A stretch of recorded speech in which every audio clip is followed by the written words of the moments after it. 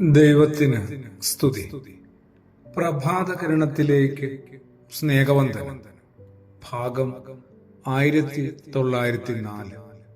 ഇന്ന് മാർച്ച് മാസം 18-ാം തീയതി, 77-ാമത്തെ ദിവസത്തിലെത്തി. ആവർത്തന പുസ്തകം 32-ാം അധ്യായത്തിൽ ഇങ്ങനെയൊരു മരുഭൂമി സംരക്ഷണത്തെക്കുറിച്ച് പരാമർശിക്കുന്നില്ലേ?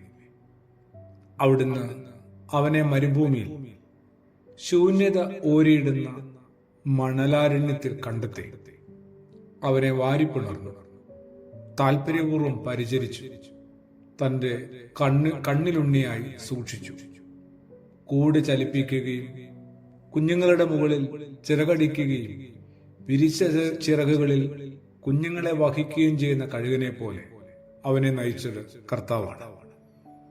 ആവർത്തന പുസ്തകം 32-ാം അധ്യായത്തിൽ നിന്നാണ് ദൈവത്തിന്റെ അതിപാവനമായ വ്യത്യസ്തമായ സംരക്ഷണം തെരഞ്ഞെടുക്കപ്പെട്ട ജനമായ ഇസ്രായേൽക്കാർ ഏറ്റവും അധികം അനുഭവിച്ചതും തിരിച്ചറിഞ്ഞതും 40 വർഷം ദീർഘിച്ച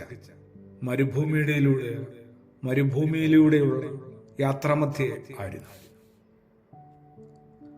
വഴിയും നിഴലുമില്ലാത്ത ചുട്ടുപൊള്ളുന്ന മരുഭൂമിയിലൂടെ അവർ വാഗ്ദത്ത ഭൂമിയെ ലക്ഷ്യം വെച്ച് യാത്ര ചെയ്തു. അവർക്ക് പകൽ മേഘസ്തംഭമുണ്ടായിരുന്നു, രാത്രി കൂട്ടിന് അഗ്നിസ്തംഭവും.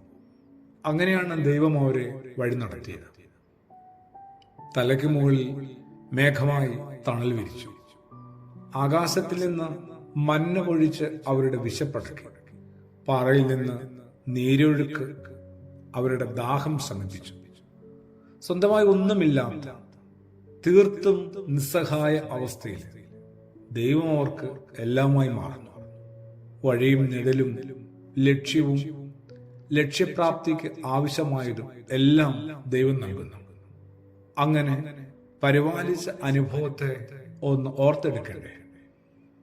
ഇതാണ് ഇസ്രായേൽ ജനത്തിന്റെ പൈതൃകത്തിലെ ഒരു പ്രധാന ഭാഗം. ദൈവത്തിന്റെ ഈ സംരക്ഷണം നമ്മൾ ഓരോരുത്തരുടെയും ഒപ്പമുണ്ടെന്നുള്ള ഒരു ഓർമ്മപ്പെടുത്തലാണ് ഓരോ നോമ്പുകാലവും.